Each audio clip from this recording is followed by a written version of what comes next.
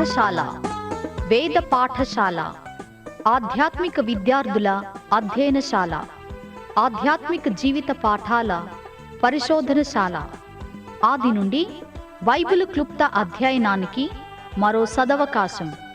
ఆయా వ్యక్తుల జీవిత పాఠాలు నేర్చుకునే మరో సువర్ణవకాశం.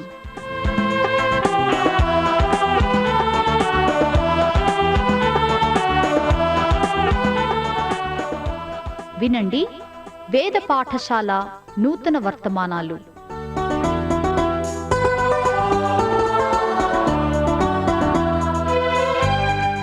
రేడియో వేద పాఠశాల శ్రోతలకు స్వాగతం. బైబిల్ గ్రంథ సంపూర్ణ పరిశీలనలో పాత నిబంధన గ్రంథ భాగాలన్నిటినీ ముగించి ప్రస్తుతం క్రొత్త నిబంధనలోని పౌలు పత్రికలను ధ్యానిస్తూ ఉన్నాం. సంఘ కాపరత్వ పత్రికలనబడిన తిమోతికి, తీతుకు పౌలు రాసిన పత్రికలను ధ్యానిస్తూ ఉన్నాం. సంఘ కాపరులైన ఈ ఇరువురికి సంఘక్రమ నమూనాలు, సంఘ విధానాలు తెలియచేయబడ్డాయి. ఇవే నమూనాలు, విధానాలు మన సంఘాలకు విస్తరింపబడేవై ఉన్నాయి. కొన్ని శాఖల్లో సంఘక్రమ పుస్తకాలు సదరు శాఖల నాయకుల ద్వారా ఇవ్వబడతాయి. తిమోతి, తీతు పత్రికలు మాత్రం అన్ని సంఘాలకు ఇవ్వబడుతూ ఉన్నాయి. తిమోతి మొదటి పత్రిక 2వ అధ్యాయం 5, 6, 7 వచనాల్లో దేవుడొక్కడే, దేవునికిని నరులకును మధ్యవర్తియు ఒక్కడే, ఆయన క్రీస్తు యేసను నరుడు, ఈయన అందరి కొరకు విమోచన క్రయధనముగా తన్ను తానే సమర్పించుకొనెను. దీనిని గూర్చిన సాక్ష్యము యుక్త కాలములయందు ఇయ్యబడును. ఈ సాక్ష్యమిచ్చుటకై నేను ప్రకటించు వాడునుగాను, అపోస్తలుడను గాను, విశ్వాస సత్యముల విషయములో అన్యజనులకు బోధకుడుగాను నియమింపబడితిని. నేను సత్యమే చెప్పుచున్నాను, అబద్ధమాడుటలేదు. సంఘ ప్రయోజనాలు, సంఘ ఉద్దేశ్యము నెరవేర్చబడుటకు యవన సంఘ కాపరి అయిన తిమోతికి వ్రాసిన విషయాలు మొదటి పత్రికలో చదువుతున్నాం. సమస్త మనుషులు దేవుని రక్షణ జ్ఞానాన్ని గ్రహించి సత్యము తెలుసుకోవాలనే దేవుని ఉద్దేశాన్ని పౌలు తిమోతికి తెలియజేశాడు. తన సంఘము తన సువార్తను లోకమంతటా తెలియచేయాలి అనేది దేవుని సంకల్పమైంది. ఇట్టి దేవుని సంకల్పములో సంఘము యొక్క విజ్ఞాపన ప్రార్థనల ద్వారా సమస్త మనుషులు రక్షించబడాలి. గనుక విశ్వాసులు సంఘముగా కూడివచ్చి దేవునికి లోకం పక్షంగా విజ్ఞాపన చేయాలి. తాము పొందిన కృపావరాల మేరకు లోకములోనికి వెళ్ళి దేవుని రక్షణ సంకల్పము నెరవేర్చబడేటట్లుగా సేవ చేయడానికి దేవుడు వారికివ్వబడిన తలాంతులను, సామర్థ్యాన్ని అభిషేకించి ఆశీర్వదిస్తాడు. 2వ అధ్యాయం 5వ వచనం నుండి 7వ వచనం వరకు పౌలు సువార్త లక్షణాలను తెలియజేశాడు. దేవుడొక్కడే, అదేవిధంగా దేవునికి నరులకు కూడా ఒకే మధ్యవర్తి ఉన్నాడు. ఆయనే మనిషిగా పుట్టిన యేసుక్రీస్తు. యోహాను సువార్త 14వ అధ్యాయం 6వ వచనములో మరియు అపోస్తలుల కార్యములు 4వ అధ్యాయం 12వ వచనములో పేతురు ఏమైతే చెప్పాడో అదే సత్యాన్ని, అనగా తండ్రి యొద్దకు వెళ్లే రక్షణ మార్గం యేసుక్రీస్తే అనే సత్యాన్ని ఈ భాగములో పౌలు కూడా చెబుతూ ఉన్నాడు. ఈనాడు అనేకులు తలస్తూ ఉన్నట్లుగా ఆత్మరక్షణకు అనేకమైన మార్గాలు లేవు.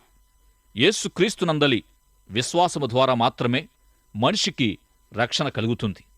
యేసు ప్రభు, పేతురు, పౌలు మొదలైన వారు చెప్పిన ప్రకారం యేసుక్రీస్తు ద్వారానే రక్షణ కలుగుతుంది. ఇట్టి సువార్త ప్రకటనకే తాను అపోస్తలుడిగా నియమించబడ్డాడని పౌలు తిమోతికి వ్రాసిన మొదటి పత్రికలో తెలియజేస్తూ, తిమోతి కూడా సువార్త ప్రకటన బాధ్యతను నెరవేర్చాలని వ్రాశాడు. మొదటి తిమోతి పత్రిక 2వ అధ్యాయం 9వ వచనం నుండి 12వ వచనం వరకు వ్రాయబడిన మాటలు మనం గమనిస్తే, స్త్రీలు అణకువయు స్వస్థ బుద్ధియు గలవారయుండి తగుమాత్రపు వస్త్రముల చేతనే గాని జడలతోనైనను బంగారముతోనైనను ముత్యములతోనైనను మిగుల వెలగల వస్త్రములతోనైనను అలంకరించుకొనక దైవభక్తి గలవారమని చెప్పుకొను స్త్రీలకు తగినట్లుగా సత్క్రియల చేత తమ్మును తాము అలంకరించుకొనవలెను. స్త్రీలు మౌనముగా ఉండి సంపూర్ణ విధేయతతో నేర్చుకొనవలెను. స్త్రీ మౌనముగా ఉండవలసినదే గాని ఉపదేశించుటకైనను పురుషుని మీద అధికారము చేయుటకైనను ఆమెకు సెలవియ్యను. ఈ వాక్య భాగములో క్రైస్తవ కుటుంబాలు విశ్వాస గృహాల కొరకైనట్టి దైవ క్రమం ఇవ్వబడింది. క్రీస్తు సంఘానికి శిరస్సై, సంఘానికి కాపరి అయి పరిరక్షిస్తూ ఉండలాగున క్రీస్తు మాదిరిని అనుసరించి కుటుంబములో పురుషుడు కుటుంబానికి శిరస్సై, కాపరి అయి భార్య బిడ్డలపై అధికార పాత్రను నిర్వహించాలనేది కుటుంబం కొరకైనట్టి దైవ క్రమం. అయితే దేవుడిక్కడ స్త్రీలను సేవ చేయొద్దని గాని వాక్యము ప్రకటించవద్దని గాని అనడు. ఆత్మవరాలు, కృపావరాలు, పరిచర్య కొరకైన తలాంతులు, సామర్థ్యం గల భక్తిగల స్త్రీలు ఎందరో ఉన్నారు. స్త్రీలు తమ అవకాశం మేరకు తగిన విధానములో వాక్య చిత్తాన్ని అతిక్రమించకుండా సేవ చేయొచ్చు. అయితే కుటుంబాలను ఆత్మసంబంధమైన విధానములో దేవుని మార్గములో నడిపించవలసిన బాధ్యతను పురుషుడు యజమానిగా నిర్వహించకపోవడం గొప్ప సమస్య, గొప్ప లోపం. ఈ సమస్యను బట్టి కొన్నిసార్లు స్త్రీలే పురుషుల బాధ్యతలను నిర్వహించవలసి ఉంటారు. అయితే వాక్యము కుటుంబం మరియు సంఘము యొక్క అధికార బాధ్యత అంతటినీ పురుషుడే తప్పక నిర్వహించాలి అంటుంది. దేవుని వాక్యానికి మనుషుల అభిప్రాయముతో పనిలేదు. ప్రభు 12 మంది శిష్యుల్ని ఎంపిక చేసుకుంటూ 6 స్త్రీలను 6 పురుషుల్ని ఎన్నుకోలేదు కదా. ప్రభు తన శిష్యులను పిలిచి మనుషులను పట్టు జాలరులు అని వారిని గురించి చెప్పినప్పుడు పురుషులనే పట్టుకోమని ప్రభు చెప్పారు. పురుషుడు ప్రభు కోసం పట్టబడితే ఆ పురుషుడి వెంట అతని ఇల్లంతా, అతని కుటుంబమంతా వచ్చేస్తుంది. అదే స్త్రీల వెంట, ఆదివారపు బడి పిల్లల వెంట ఏ పురుషుడును రాడు కదా. కొన్ని సంస్కృతుల్లో పరిచర్య కొరకు వెళ్లిన మిషనరీ స్త్రీలను చూసి ఆ ప్రాంతాల పురుషులు క్రైస్తవ్యము స్త్రీల మతము, పిల్లల మతమని వ్యాఖ్యానించారు. తిమోతి పత్రికలో తెలియచేయబడిన సత్యాల్ని చాలామంది ఈనాడు అంగీకరించడం లేదు. తమ సొంత సాంప్రదాయాలకు సంబంధించినవి తప్ప బైబిల్లోని ఇతర సత్యాలను పెద్దగా అంగీకరించడం లేదు. స్త్రీ పురుషులను మనుషులుగా బైబిలు సమానంగానే ఎంచుతుంది.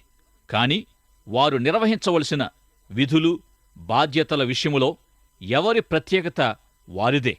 బాధ్యతలు, విధుల నిర్వహణ విషయాల్లో ఒకరికొకరు సమానంగా లేరు. ఎవరికి తగిన బాధ్యతలు వారికే దేవుడిచ్చాడు. ఈనాడు చాలామంది అనుకుంటూ ఉన్నట్టుగా ఇద్దరు ఒకటే అయితే ఇక రెండో వ్యక్తి అనవసరమే గదా. అయితే ఈనాడు ఎందరో స్త్రీలు పురుషునికి తమకు మధ్య గల వ్యత్యాసం తీసివేయగలమన్నట్టు పురుషుని కంటే మెరుగైన విధంగా పురుషుడి బాధ్యతలను కూడా నిర్వహించగలమని అనుకుంటూ ఉన్నారు. స్త్రీలలో పురుషులను ఆకర్షించేది వారి యొక్క స్త్రీ తత్వమే గనుక స్త్రీలకు దేవుడిచ్చిన ఈ ప్రత్యేకతను బట్టి స్త్రీలు సంతోషించి ధన్యతగా ఎంచుకోవాలి. ఈ విధంగా దేవుడు స్త్రీలకు సంతానోత్పత్తిలో ప్రత్యేక బాధ్యతనిచ్చాడు. స్త్రీలాగా పురుషుడు పిల్లలను పుట్టించి పెద్ద చేయలేరు. పురుషుని బాధ్యత, స్త్రీ బాధ్యత రెండూ ఒకదానికొకటి ప్రత్యేకమైనవి. సంఘములో స్త్రీ వాక్యం బోధించకూడదని వాక్యములో ఉంది. అయితే సంఘ పెద్దలు, సంఘ కాపరుల నాయకత్వములో స్త్రీలు తమ తమ ప్రత్యేక బాధ్యతలను నిర్వహించవచ్చు. పురుషుల సమక్షములో వాక్యం బోధించడానికి పురుషులు సంఘ కాపరులు, వాక్యోపదేశకులు ఎందరో ఉన్నారు. గనుక స్థానిక సంఘాలకు స్త్రీలు సంఘ కాపరులుగా ఉండకూడదు. సంఘ కాపరులు నాయకులైన వారికి తిమోతి పత్రికలో కొన్ని సూచనలు ఇవ్వబడ్డాయి. సంఘాన్ని నడిపించే వీరు ఎట్టివారై ఉండాలో ఈ భాగాల్లో వివరంగా వ్రాయబడింది. అదేవిధంగా దేవుని సంఘాన్ని ఏ విధంగా నడిపించాలో కూడా తెలియచేయబడింది. కొన్ని సంఘాల్లో సంఘ అధ్యక్షుడే సంఘ కాపరిగా ఉంటూ వాక్యాన్ని బోధిస్తాడు. కొన్ని సంఘాల్లో సంఘ అధ్యక్షులు వాక్యం బోధించరు గాని పై విచారణకర్తలుగా యాజమాన్య బాధ్యతలు నిర్వహిస్తూ ఉంటారు. అలాగే పరిచారకులు సంఘ కార్యక్రమాల్లో పని కలిగి ఉంటూ విశ్వాసులకు ఆత్మ సంబంధమైన సేవ చేస్తూ ఉంటారు. క్రీస్తుయేసు పరిచారకులు క్రీస్తుయేసుకు సేవ చెయ్యాలి. ఈ విధమైన సేవల్ని గూర్చి అపోస్తుల కార్యాలు 6వ అధ్యాయములో విపులీకరించబడింది. సువార్త ప్రకటనకు వాక్య పరిచర్యకు పిలువబడిన శిష్యులు ఆది సంఘములో ఆహార పంపిణీ యాజమాన్య బాధ్యతలు నిర్వహిస్తూ తాము చేయవలసిన సువార్త సేవ విషయం జ్ఞాపకం చేసుకుని ఇతర పనులకు పరిచారకులను నియమించి ప్రార్థనా పరిచర్య, వాక్య పరిచర్యలకు తమ్మును తాము ప్రత్యేకించుకున్నారు. అట్టి తమ నిర్ణయాన్ని దేవుడెంతగానో ఆశీర్వదించాడు. ఈ విధంగా అప్పటి నుండి సంఘానికి 2 రకాల నాయకత్వాలు ఏర్పాటు చేయబడ్డాయి. ఈనాటికి మన సంఘాల్లో ఈ విధంగా వాక్య పరిచారకులు, సంఘ కార్యక్రమ నిర్వాహకులు అని 2 రకాల పని జరిగించేవారు మనకున్నారు. తిమోతి, తీతు పత్రికల్లో వ్రాయబడిన ప్రకారం సంఘం 2 విధాలైన నాయకత్వాన్ని కలిగి ఉన్నది అని మనం గమనించాలి. ఈనాడు అట్టి విధానము కొరవడిన కారణంగా సంఘాలు ఎంతో బలహీనమైన స్థితిలో ఉన్నాయి. తిమోతి, తీతు పత్రికల్లో పౌలు వ్రాసిన సంఘ ప్రమాణాల ప్రకారం సంఘాలు నిర్వహించబడినట్లయితే సత్యానికి లేక సువార్తకు ఆధారంగా మూల స్తంభంగా ఉండవలసిన సంఘం ఎంతో బలంగా కలిగి ఉంటుంది. సంఘ నాయకులైన వారు దేవుని కృపలో క్రీస్తును పోలిన జీవితం జీవించినప్పుడు వారి ద్వారా ఇతరులకు రక్షణార్థమైన సువార్త అందించబడుతుంది. నాయకులైన వారు ఈ పత్రికల్లోని సత్యాల్ని జాగ్రత్తగాను ప్రార్థనాపూర్వకంగాను ధ్యానించినట్టయితే దేవుని మహిమార్థం, మీ స్థానిక సంఘాల క్షేమార్థం వాటి ప్రమాణాలను మీరు తప్పక అందుకోగలరు. అదేవిధంగా సంఘ నాయకులు కలిగి ఉండవలసిన అర్హతలు, యోగ్యతలు కూడా వీటిలో వ్రాయబడ్డాయి. మొదటిగా సంఘ పరిచారకుడు ఏకపత్ని పురుషుడై ఉండాలనేది సరైన విధంగా గ్రహించబడలేదు. విభిన్న సంస్కృతులు కలిగి వెనుకబడిన జాతుల మధ్య సువార్త ప్రకటించబడినప్పుడు అనేక మంది సువార్త విని ముందుకు రావడం జరుగుతుంది. అట్టివారిలో ఒకరికంటే ఎక్కువ మంది భార్యలు గలవారు ఉండడం జరుగుతుంది. అట్టి విధానములో దైవ సేవకులు ఏమి చేయాలి? ఇక ఈనాటి సంఘాల్లో ఆది సంఘ నాయకత్వం వంటి నాయకత్వం కూడా లేదు. సంఘ నాయకులు, సంఘ పెద్దలు, సంఘ పరిచారకులు ఒకే భార్య కలిగిన వారై ఉండాలని పౌలు ఈ పత్రికల్లో వ్రాశాడు. ఈ మాట యొక్క ఖచ్చితమైన అర్థం ఏమిటంటే ఒకే భార్యతో జీవించుట అనేదయ్యుంది. అంటే గతములో ఎంతమంది ఉన్నారు, ఎలా జీవించాడనేది ప్రాముఖ్యమే అయినప్పటికీ సంఘ బాధ్యతల్లో పాలు పొందుతున్నప్పటి నుండి అతడు ఒకే భార్య కలిగి జీవించడం మరెంతో ప్రాముఖ్యమయ్యుంది. జీవితములో ఏ దశలోనైనా గాని ఒకరికంటే ఎక్కువ మందితో సంబంధాలున్నవాడు కాకూడదు. ప్రస్తుతపు అతని భార్య గతములో ఎవరి నుండియో విడాకులు పొందినదై ఉండకూడదు. ఎవరి నుండియో విడిపోయి వచ్చిన స్త్రీలను చేసుకోకూడదు. ఎప్పుడైనా సరే సంఘ బాధ్యతల్లో పాలొందకూడదు. ఇవి సంఘ పెద్దల కుటుంబ జీవిత యోగ్యతల వివరాలు. సంఘ కాపరుల నుండి ఎటువంటి అర్హతలు కోరబడుతున్నాయో అదే ప్రమాణాల్లో సంఘ పెద్దలు కూడా అర్హతలు కలిగి ఉండాలి. సంఘ క్రమ వివరాలు కలిగిన తిమోతి, తీతు పత్రికలు మీలో ఎవరికైనా పెద్దగా ఆసక్తి కలిగించకపోయినా ఇవి ఎంతో ప్రాముఖ్యమైనవని మీరు గ్రహించాలి. ఈ పత్రికల్లో పౌలు తిమోతికి ఆత్మీయ భ్రష్టత్వం నిమిత్తమైన గద్దింపులు, హెచ్చరికలిచ్చాడు. ఈ ఆత్మీయ భ్రష్టత్వం లేక విశ్వాస భ్రష్టత్వం అనే అంశాన్ని గూర్చి న్యాయాధిపతులు గ్రంథములో మనం చదువుకున్నాం. అంత్య దినాల్లో ఆత్మీయ భ్రష్టత్వం సంభవిస్తుందని తిమోతి పత్రికలో తేటగా వ్రాయబడింది. విశ్వాసము నుండి తొలగిపోయిన అనేకులు దయ్యముల బోధయందు, భ్రమపరచు ఆత్మల బోధయందు లక్ష్యముంచుతారని పరిశుద్ధాత్మ తిమోతి మొదటి పత్రిక 4వ అధ్యాయం 1వ వచనములో స్పష్టంగా తెలియజేశాడు. భ్రమపరిచే ఆత్మలు అనే ఈ అంశం ఎంతో ఆసక్తికరమైనది. ఎందుకంటే మనం తప్పక తెలుసుకోవలసినది అయుంది. దేవుని వాక్యములో ఆత్మల ప్రపంచానికి సంబంధించినదంతా పరిశుద్ధాత్మ సంబంధమైనది కాదు అని తెలుసుకుంటున్నాం.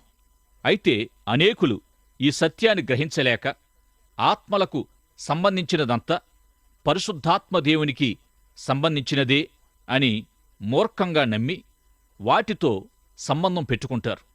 ఆత్మల ప్రపంచములో భ్రమపరిచేవి, తప్పుదారి పట్టించేవి, శోధించే ఆత్మలు కూడా ఉంటాయని తెలుసుకోలేకపోతున్నారు. ఈ భ్రమపరచు ఆత్మలు దేవుని యందలి విశ్వాసము నుండి తప్పించడానికి దోహదపడతాయి. భ్రష్టత్వానికి నడిపించగల రెండవది దయ్యాల బోధ, దయ్యాల సిద్ధాంతం. సిద్ధాంతమంటే బోధ, ఉపదేశం. సంఘం యొక్క బోధ ఏమయుంది, ఎట్టి ఆధారాన్ని కలిగి ఉందంటే లేఖనాలనే దేవుని సంఘం తన బోధకు ఆధారంగా కలిగి ఉంది. ఈ విధంగా లేఖన ఆధారంగా తిమోతి తన బోధ వినేవారిని రక్షించుకోవాలని పౌలు తిమోతిని హెచ్చరించాడు. వృద్ధుడైన పౌలు యవనస్తుడైన తిమోతికి లేఖనాల ప్రాముఖ్యతను తెలియజేశాడు. ఈ విధంగా యవనస్తులై సేవకు తరిపీదు నొందుతూ ఉన్నవారు తమ అనుదిన జీవితములో వాక్యంపై ఆధారపడి తమ జీవితాలకు వాక్యాన్నే ఒక కొలబద్దగా కలిగి వాక్య సిద్ధాంతాన్ని, వాక్యపు ఉపదేశాన్ని అనుసరించాలని తిమోతి మొదటి పత్రిక స్పష్టంగా తెలియజేస్తుంది. ఈ విధంగా మొదట తాను దేవుని వాక్యము ద్వారా రక్షించబడి వాక్యము ద్వారానే కాపాడబడుతూ ఉంటేనే గాని ఏ సంఘ కాపరి, ఏ సేవకుడు కూడా ఇతరులను రక్షించలేడు. ఈ మహాసత్యాన్ని స్వంత అనుభవంలో అన్వయించుకున్నప్పుడే ఇతరులు కూడా ఈ సత్యాల్ని ఆపాదించి వారు రక్షించబడడానికి మార్గము చూపగలుగుతాం. ఈ విధంగా తిమోతి రక్షణ అనుభవం కలిగి తన రక్షణ అనుభవం ద్వారా ఇతరులకు కూడా రక్షించబడాలని పౌలు తిమోతికి అనేక సలహాలిచ్చి సిద్ధపరుస్తూ ఉన్నాడు. సంఘములో బోధింపబడవలసిన సిద్ధాంతం దేవుని వాక్యమే. ఈ సందర్భంగా దేవుని సంఘములోని విశ్వాసికి దయ్యము ప్రియ నాయకుడు ఎన్నడూ కాకూడదు. దయ్యాల బోధలు, వాటి ఉపదేశాలు వాక్యములో కానరావు. అయితే బైబిలు బోధించని అనేక విషయాలు, బైబిల్లో లేనివి, బైబిల్లో వ్రాయబడని అనేకమైన వాటిని లోకములోని ప్రజలు నమ్ముతారు. అట్టి వాటిపై దేవుని ప్రజలు ఎన్నడూ ఆధారపడకూడదు. అట్టి వాటినే పౌలు దయ్యాల సిద్ధాంతం, దయ్యాల బోధ అని పిలిచాడు. ఇట్టి విషయాలే విశ్వాస భ్రష్టత్వం యొక్క స్వరూపమై ఉన్నాయి. పౌలు తిమోతిని దైవభక్తి విషయములో నీకు నీవే సాధకం చేసుకోమ్మని హెచ్చరించాడు. ఈ లోక సంబంధమైనవి కొంతకాలం మట్టుకే ప్రయోజనకరం కాని దైవభక్తి ఇహపరాలకు రానున్న కాలానికి కూడా శాశ్వత జీవాన్నిస్తుంది. తిమోతి ఒక ఆటగాడై దేహదారుఢ్యం కోసం ఎల్లవేళలా కసరత్తు లేక వ్యాయామం చేసేవాడు. ఈ విధంగానే దైవభక్తి అనే వ్యాయామం ఆత్మసంబంధమైన జీవితానికి అవసరమని పౌలు చెప్పాడు. నీకు అనుగ్రహించబడిన కృపావరాలు పెద్దల హస్త నిక్షేపణల ద్వారా రూఢిగా ప్రకటించబడి ప్రాప్తించిన ఆత్మసంబంధమైన వాటిని అలక్ష్యం చేయవద్దని చెప్పాడు. నీ అభివృద్ధి అందరికీ తేటగా కనబడనియ్యి. సేవకు అభిషేకించబడి నియమించబడినప్పుడు దేవుని వాక్యాన్ని చదివి ధ్యానించి బోధించడానికి యావచ్చక్తితో అప్పగించుకోమని తిమోతిని పౌలు ప్రోత్సహించాడు. పౌలు క్రీస్తు శరీరమయ్యున్న సంఘములో విశ్వాసుల ఎడల ఎట్టి వైఖరి కలిగి ఉండాలో చెబుతూ పదునుగా పౌరుషంగా మాట్లాడవద్దని చెప్పాడు. అధికారపూర్వకంగా కాక మర్యాదపూర్వకంగా తండ్రి వంటి ప్రేమతో వ్యవహరించాలని చెప్పాడు. యవనస్తులను ప్రియ సహోదరులుగా, యవనరాండ్రను ప్రియ సోదరీలుగా, వృద్ధురాండ్రను తల్లులుగాను, సంఘమంతటి ఎడల కుటుంబ సభ్యుల ఎడలనైనట్టి సంబంధ బాంధవ్యాలు కలిగి ఉండాలని పౌలు చెప్పాడు. 5వ అధ్యాయములో విధవరాండ్రను గురించి కొన్ని ఆసక్తికరమైన విషయాలు పౌలు వ్రాశారు. మొదట ప్రతి కుటుంబ యజమాని తన తల్లిని లేక అత్తగారిని వారి వృద్ధాప్యములో తప్పక సంరక్షించాలి. అలా చేయని వాడు అవిశ్వాసి కంటే చెడ్డవాడని తెలియజేశాడు. అనేక సంస్కృతుల్లో ఆయా ప్రాంతాల విధానాల్లో యేసుక్రీస్తును ఎరుగని వారు సహా తమ తల్లిదండ్రుల్ని సంరక్షిస్తున్నారు. ఒకే కప్పు కింద 2-3 తరాల వారు కలిసి జీవిస్తున్నారు. అయితే ఈనాడు ఇటువంటి వారి కొరకు ఆశ్రయాలు, సేవా గృహాలు సమాజములో ఎన్నో ప్రారంభించబడుతూ ఉన్నాయి. కాని బైబిలు ప్రతి కుటుంబము వారి వృద్ధుల్ని సంరక్షించుకోవాలని ఎంతో స్పష్టంగా చెబుతుంది.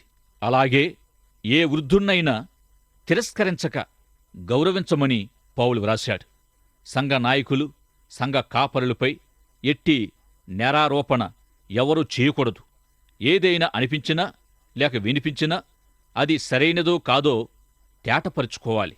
సంఘ నాయకులు, సంఘ కాపరుల పరోక్షములో ఏ చెడుగు వారిపై మాట్లాడకూడదు.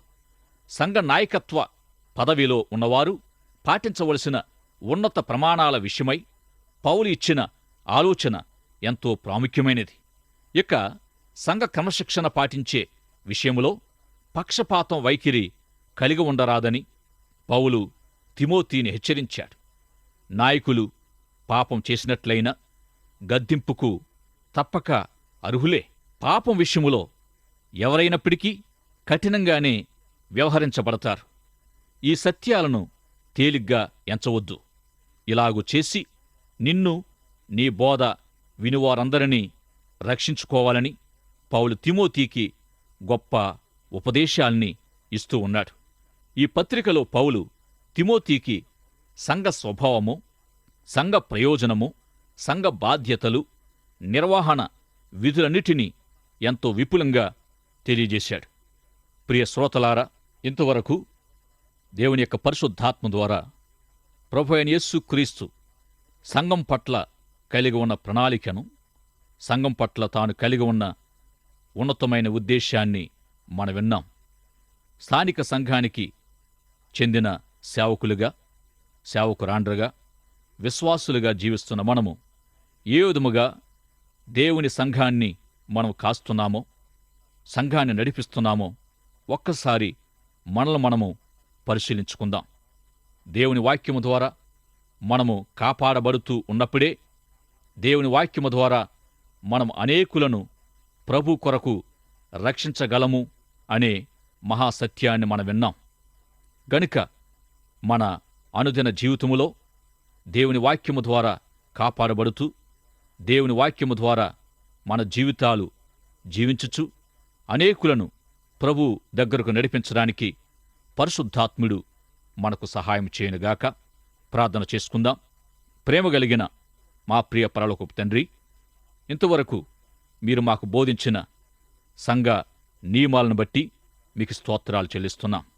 మీరు కోరే విధంగా, మీరు మహిమ పొందే విధంగా స్థానిక సంఘాలను మేము కాయుటకు, నడిపించుటకు కావలసిన మీ పరిశుద్ధాత్ముని సహాయాన్ని మాకు దయచేయమని యేసు నామములో ప్రార్థిస్తున్నాం పరమ తండ్రి. ఆమేన్.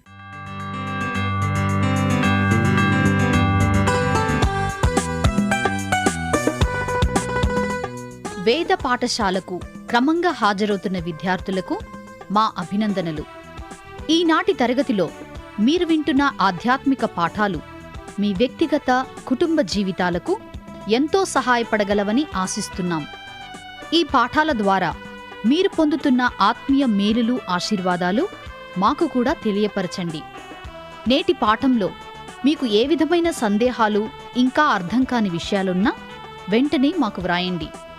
ఈ సందేశాలు మరింత సులభంగా అర్థం చేసుకోవడానికి సహాయకరంగా ఉండుటకు ఒక ఉచిత బైబిల్ గైడు మీకు పంపించగలం. మా చిరునామా: వేద పాఠశాల, విశ్వవాణి, తపాలా సంచి 4, సికింద్రాబాద్ 500017.